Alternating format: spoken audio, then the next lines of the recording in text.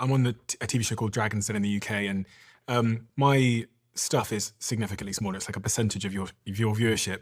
Uh-huh. But even I am slightly terrified with hiring people, because it's quite clear to me that there's a huge incentive for anyone that I work with to say that I did something bad. And in the early days of my first business, what happens is the journalists go to everyone that works there, Yep. and they ask them, what was he like?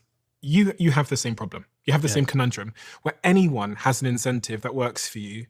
When they leave, so many different incentives to throw an arrow at you on the way out the door. How do you contend with this?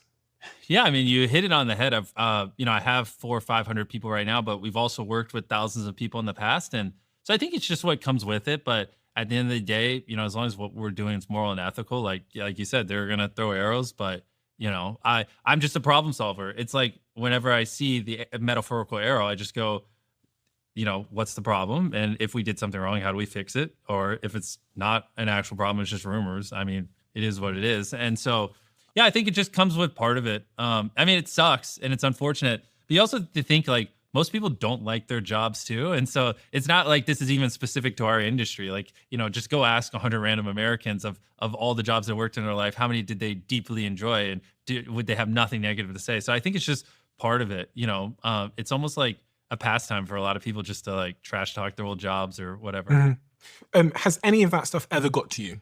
Any criticism? Oh, of course. Yeah. I mean, all criticism all the time does, but I mean, the thing is, independent of that kind of stuff, it's just like, we are averaging like 200 million views a video. Like, most of it unique viewers. Like we're talking like 2+%, sometimes 3% of humans alive watch every piece of content I put out, depending on how well the channel's doing. And so like, that means like I could upload a video, and then with 365 days later, you could grab 33 random humans anywhere on the planet, especially because we do dubs. What's even crazier is YouTube's not in China. So that's like 2 to 3% of humans alive, excluding China.